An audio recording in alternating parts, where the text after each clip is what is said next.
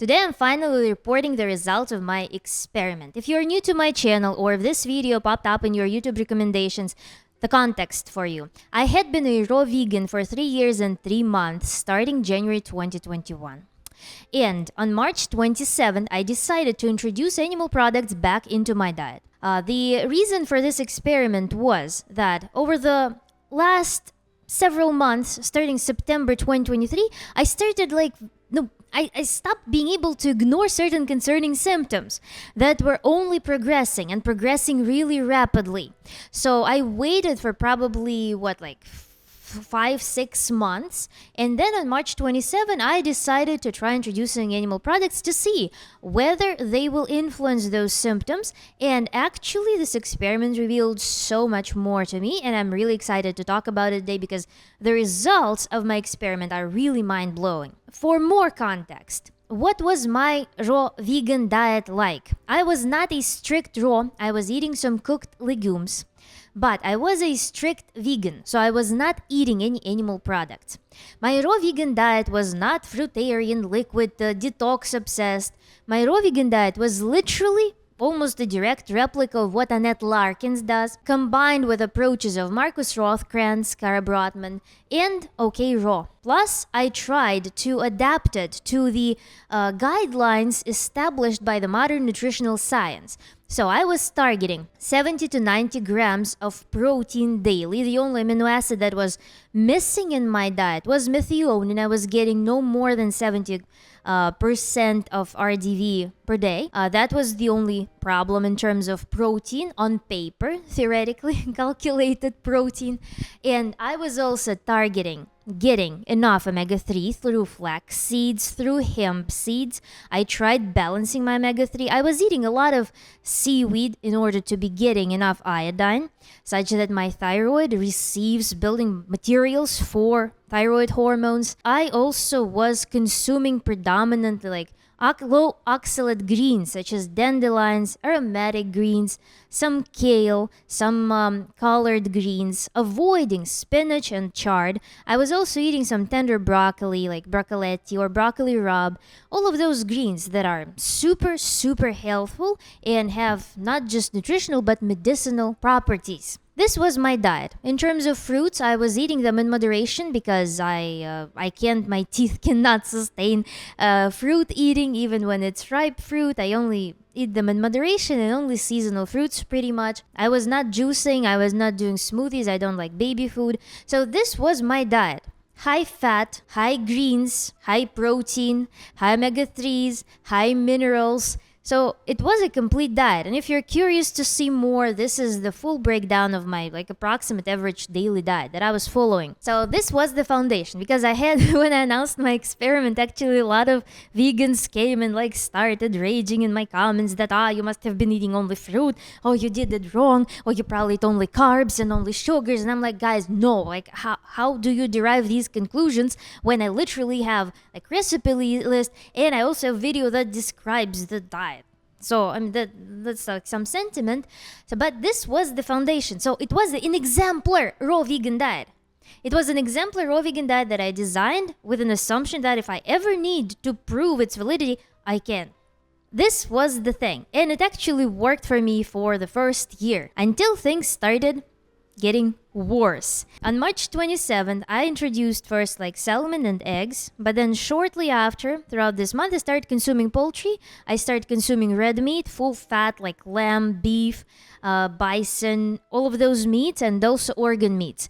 This was my plan for the month, basically how it turned out to be. And now I would like to report on the results of this experiment. Basically, the experiment as an experiment, not as a diet, it literally terminated on the day 19th. Because on the day 19th, after several days of noticing some change but not giving it much trust and the credibility, on day 19th, I literally exclaimed to myself that, holy crap, I was so strong before this whole raw vegan madness. It was such an insane thing. I literally felt like I could move my body the way I used to be able to move it before. And what was happening that I didn't realize was associated with nutrition. For probably year and a half on the like last year and a half on raw vegan diet, so after like year and a half, first year and a half, I started feeling that I was getting like a little bit clumsier, and most importantly, I felt like I was afraid of movements. I was afraid to do workouts, and that you understand, I was a professional dancer. I am trained in choreography, I'm trained in ballet, I'm trained in gymnastics. I did a lot of fitness. I always was so invincible. I could like lift weights, I could do some stupid things, and all traumas would just heal like this. When Russia would say like you heal like a dog. That was me. And what was happening was that I got injured on raw vegan diet once in 2022. It healed within like 2 months, but it was pretty concerning.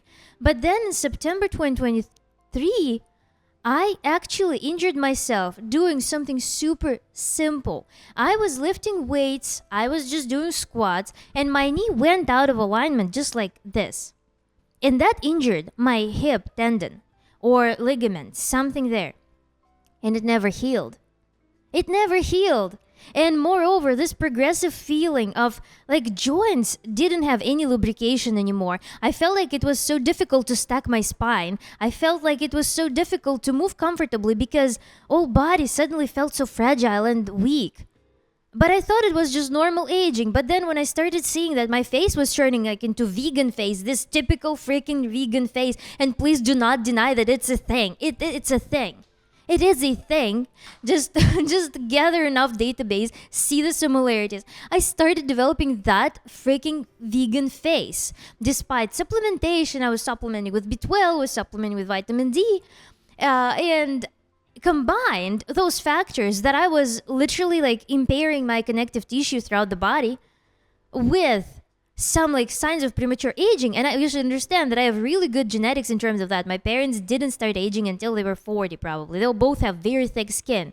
And I looked like I could be 40 at my 29. So that thing was so like debilitating. I was very disconcerted with my way of eating for probably the last like 4 months being on raw diet.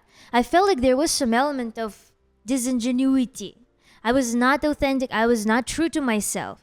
So one day, like on again March 27th or March 25th probably, I looked in the mirror and I again burst in tears because like I'm a YouTube person. I would film videos for YouTube and I would see the footage and I'd be like, God, like how did I age so much within the past couple of months? It's impossible. I would cry every time when I would record videos. And when I would go, like when I would look at myself in the mirror, and this feeling of this aches of discomfort moving, like I could not afford the same range of motion as I used to before because it was so uncomfortable. My like whole lower back, my whole like hip joints, everything was just crunching and giving me pain. And on day 19th of eating animal products, and I was going hard. So I started eating like 3-4 eggs a day. I was eating a lot of poultry. I was eating steak. I was eating lamb like several times a week, and I was eating chicken liver for like every week. I felt like I regained what I lost on this raw vegan diet. And again, there's speculations that what if it's oxalates? You just needed to be a fruitarian and stuff like that. No, I have a theory about it, and I think it's a pretty conclusive theory that when you eat so much fiber with your diet, you're just simply eliminating the proteins. That's it. And when I read all those books of like Dina's professors, Dr. Dina's, where they say that, oh, raw vegan amino acids are so much more bioavailable, it's such a bull crap because when you buffer all those amino acids with a lot of fiber, it just gets washed away. And the proof of that is the following. I get migraines whenever I eat legumes. On raw vegan diet was the exclusive scenario in which I was able to eat legumes without getting any headache. Because those proteins, they release so slowly and incompletely because they're so buffered with all this matter, undigestible cellulose matter that just go through you and get wasted. So this is my explanation for this observation, and I think I was really severely protein deficient because again, seeing the degradation of collagen, because my skin also was losing tone, I could like stretch it was like a cloth on my cheeks. It was it was like no grandma style. And the fact that I was not able to heal my trauma was crazy. And now I am with such a reverence, with such a gratitude. I am consuming animal products because they finally are restoring my tendon. They're finally restoring my ligaments and joints. It's such an insane difference. And what was the most funny thing that that I now in retrospect I realized that it was really difficult to accept the idea that all those symptoms were stemming from the diet. You could attribute it to anything, to natural aging, to like stress, not working out enough. But then you don't work out more. You don't stress out less, like purposefully. You don't have any less stressors in your life, and you just eat animal products without any placebo. I actually didn't come to this experiment with any expectations. It was literally like my last resort as I felt it.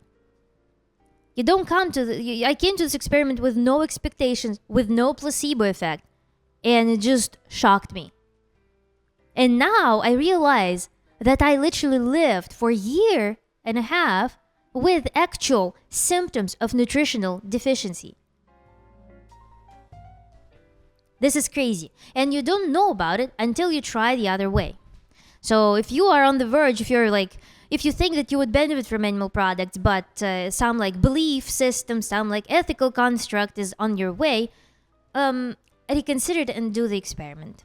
I really encourage you to do that because it is highly likely that you will only benefit from that. Then, other results of this experiment of consumption of animal product. I feel like I can't capture it on camera really well. Maybe this video will capture it and we'll compare side by side with the day one of the experiment video footage. I don't know. Because like camera settings, I now have different lighting, so I can't replicate the lighting directly that was in that video to use it as a like reference. But I feel like in the mirror, my skin gained so much more luminosity because I was getting those wrinkles across my forehead that looked pretty messy. And in general, like the sunken eyes, dark circles started appearing because my skin started thinning around the eyes and actually made the real comparing the photographs when I'm smiling, specifically focusing on the eye socket area. It started receding, which was really scary, and it's one of the symptoms of veganism pretty much.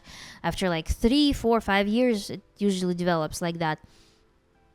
So I started regaining that, and another thing, the plumpness, the luminosity is much better. And again, I think I mentioned in the previous chapter, it's much easier to stack my body now. I don't need to like force myself. I don't need to exert my willpower stacking myself upright. So this gave me like a lot of strength. It regenerated joints. It filled in the tissues. So which is really cool how fast it worked. So this was skin and all the mobility apparatus, basically how that quickly got replenished by sufficient animal product consumption.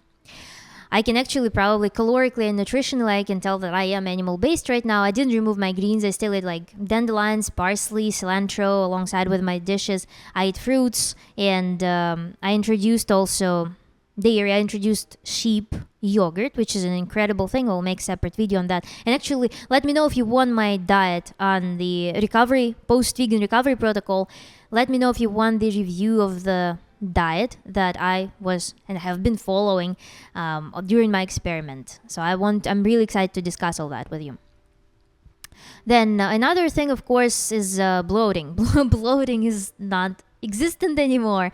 Greens are so comfortable eaten with normal protein when you don't eat a bunch of pumpkin seeds, when you don't need a ton of nuts to gain all of that protein. And yes, you will say that I need to sprout nuts. I will tell you something. I tried sprouted nuts and they were disgusting. I couldn't eat them. I just cannot.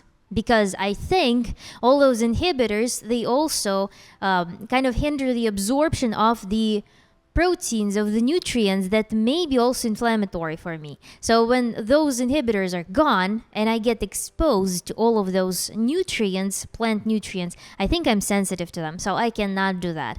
And all of this like sprouted nuts and seeds are not my theme at all. So yeah, without all of those nuts and seeds, without this abundance, without eating loads of hemp to gain all of those amino acids that I need, essential amino acids, I literally no longer feel any bloating. And this reflected directly on the cycle comfort too, on the period comfort as well, because when you're on raw vegan diet and you're bloated and you have a period, dude, like periods were such a miserable experience for me on the raw diet because again, you lose elasticity of your tissues. My tissues literally, instead of being elastic, supple, soft, and strong, they turned into fragile, tensive.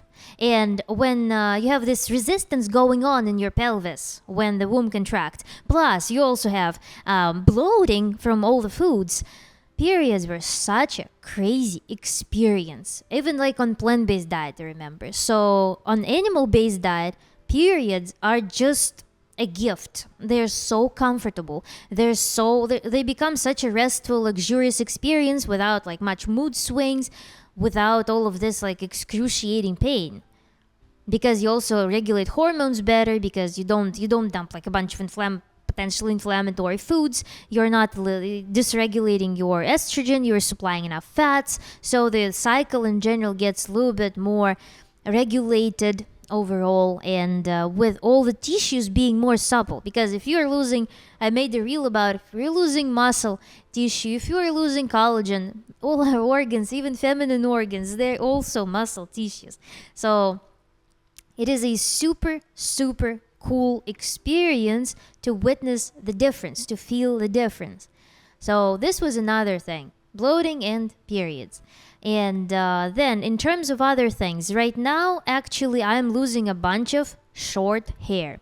Apparently, by the end of my raw vegan adventure, I grew a bunch of baby hairs all along my forehead. And if you know a lot of vegans, they look like medieval paintings.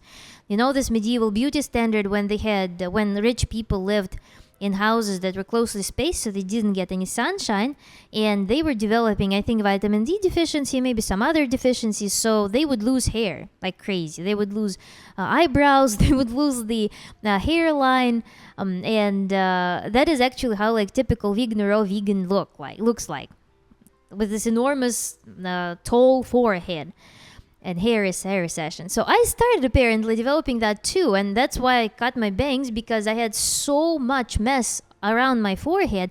First I had those wrinkles, super textured skin, this like super skin that lost its tone, with all those wrinkles being so protruded and deep and visible, and plus also all this mess.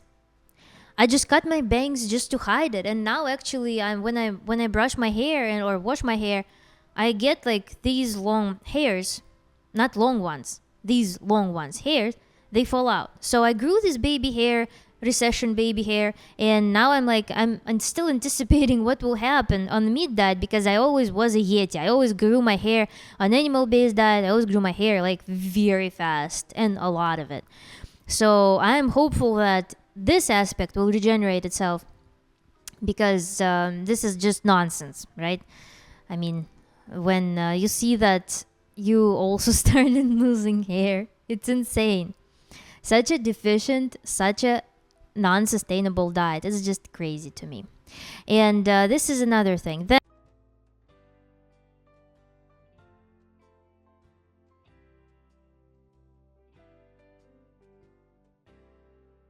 And in terms of the spiritual mental sphere, because physically I don't think that I can allocate anything. I mean, workouts became a piece of cake too, because you work out with comfort, you work out with strength, you feel how your muscles are strong, you feel how your muscles are powerful, you feel how you actually produce something. And again, it's beyond placebo, because this energy is, you cannot confuse it with anything. It's like all your mitochondria wake up, and all your muscles wake up, and everything is just so responsive and in its own place. It's insane. It's an insane experience. Then, in terms of, yeah, mental, spiritual thing, I don't know. In terms of mental situation, of course, it gives some sense of comfort and a lot of groundness, because I remember that I was feeling sense of ecstasy early on the raw vegan diet, but then the same sense of ecstasy, the same like symptoms switched to being more like anxiety. And also seeing this degrading body image on this diet, feeling physical fragility as opposed to the habit of feeling strength, was reflecting on the mentality as well. I was very on edge for several months, and people who know me are witnesses. I had several breakdown moments, probably 10 of them, about that I must be doing something wrong, and I felt like I could not endorse raw vegan diet. I could not be talking about it. And you can notice actually I have collagen video I made when I started noticing that when I could no longer deny the observations that I was seeing happening with my skin. That was the research, and when I made this collagen video, I looked at the footage and I looked so aged there, and that was a very heartbreaking moment as well.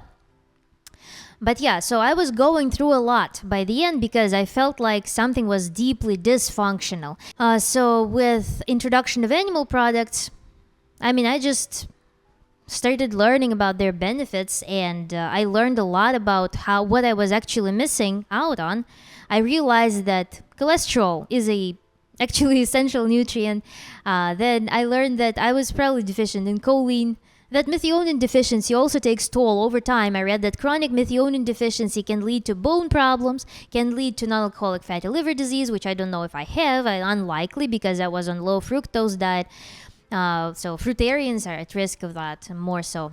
In general, like lack of fat, lack of omega-3s that are bioavailable, they all can take toll on the mental state and on literally all systems of the body. Yeah, this sense of calmness and harmony and authenticity, this is what I experience.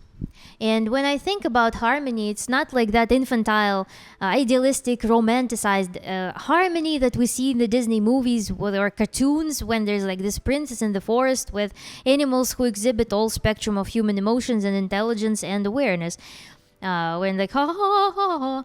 It's not like that type of harmony. It's a very animalistic, it's a really raw, naturalistic, grounded, very animalistic sense of harmony that is actually super empowering. Because when you give to your animal what it needs, it pays off immediately. Because when you are super grounded in nature, when you fulfill your biological needs, this gives you so much energy and space to exercise everything that like distinguishes us as humans, and you lose this sense of fragility, this sense of volatility, that your whole like identity, that your whole lifestyle depend on some like grass, depend on some like interesting food supply, that you constantly need to monitor your nutrition, and otherwise you will get like deficient in something, or you will get some consequences and stuff like that. So it relieves so much neurosis.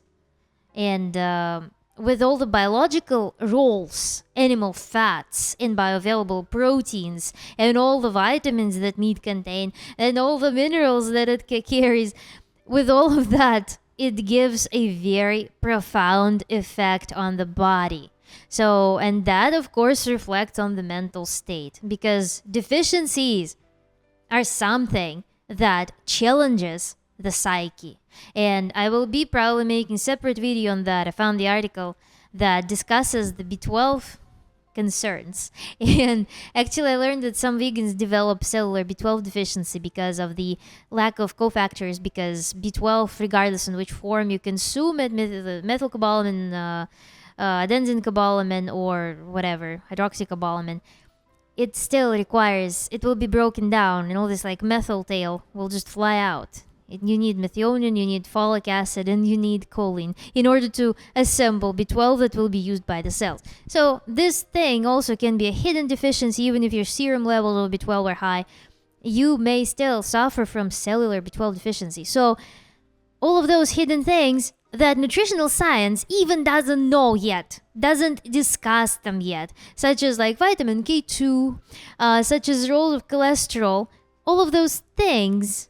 Methionine as well is one of the points of argument that has a lot of misconceptions around them, and the studies are still ongoing. All of those things can have this hidden debilitating effect physically and mentally. And this is how I explain the results of my experiment. Actually, another interesting observation that I made was that I no longer use my phone when I eat. I no longer feel like I want to grab my phone and get distracted during the meals.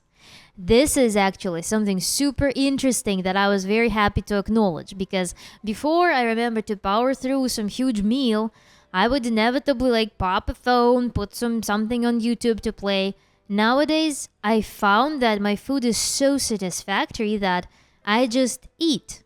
My mind is satisfied with the process of eating, which also tells me something. I don't want to dismiss this experience, dismiss this observation as something meaningless or some coincidence, because I think it is a very apparent sign of some change and the appropriateness of the diet. Because the junk foods, some like high carb, high fat, like bad fat foods that are like finger foods that people usually eat alongside with some entertainment, some secondary entertainment. This, and also large volumes of raw foods, they can be like associated with disordered eating pattern. When you're eating truly satisfactory foods, they become experiences on their own that your brain registers as, yes, this is what I need. So this is another interesting thing that I started observing in terms of the psychological perhaps changes with that. And then when we think about like ethical aspect, when we think about eating dead animals, some people were writing that I'm not wise enough and I didn't make the vegan connection. I made the vegan connection. I just made another connection. We live and we progress and we judge, like we assess the environment around us, we assess the circumstances, and we make connections. We make assessments, judgments, and we act accordingly. I don't think that connections and all of those realizations and insights, they're a stagnant thing. Our knowledge development and optimization is an ongoing process, so to speak. So this is why, yeah. And in terms of energies of dead animals, I cannot relate all of that volatile energy that you feel at first because you're on elimination diet, effectively, when you're on a raw vegan diet. When you remove all highly inflammatory carbs, highly inflammatory grains, starches, oils. So when you remove those highly inflammatory seeds and legumes, some of them, right? When you remove all those processed foods, refined sugars, you feel good instantly. And for some time, you feel good. But then you run out of certain resources. You cannot constantly live in a state of elimination diet. The point of elimination diet is to eliminate what doesn't work and like everything that potentially can be dysfunctional. And then start eating things and see what works and what doesn't, to rebuild a nutritionally complete diet for top peak performance. So this, why I was saying that with the energy, right? I think it's a lot of it is part of it is, result of elimination diet, part of removal of dysfunctional foods. And part of this diet, part of this energy is confusion with anxiety and actual deficiency symptoms. So all of this high vibrational state may be a symptom of creeping deficiencies. So think about it, because if you lose sense of being grounded, see if you need to go to the doctor and check for all of those like parameters that are 99.9% are missing on vegan diet, unless you are a pharma abuser. So, and even with supplements, isolated supplements, you're not going to provide cofactors for absorbing all those isolate supplements. So yeah, that's the sentiment. And yeah, I feel like the key words of this experience are really authenticity and harmony. And I'm very grateful for this experience. And I also am very grateful that I tried raw vegan diet. And there will be some people who will be like, oh, you should have eaten cooked vegan diet. No, I couldn't. I tried it. It's disgusting. It's terrible. It's inflammation diet. I cannot do it. Always like grains, tofu, soy, anything soy, legumes. It's just terrible. So for me, vegan diet was the only option was raw vegan diet. And I did the best I could. I employed all research. I employed all the knowledge, books, and studies, and I did my best. I spent so much money. I spent so much time optimizing this thing and it just didn't work. I could not try cooked vegan. They just don't make sense. They just don't make sense. They're so inflammatory. All of those vegan sources of anything. It's just terrible. I don't know how people sustain on this lifestyle for so long while seeing the symptoms of degradation, while seeing the symptoms of visible decline. And I just don't get it. But it's all your body, your choice. So I made my own choice, made my own conclusions, and now have experimental proofs. And I have experimental evidence, and consider me to be another anecdotal evidence. So yeah, this is the resume of the report of the experiment that I ran. 3 years raw vegan, trans animal based for a month. These are the conclusions. See you in the next video. I have a lot to talk about, and please subscribe to my channel and like this video. Bye.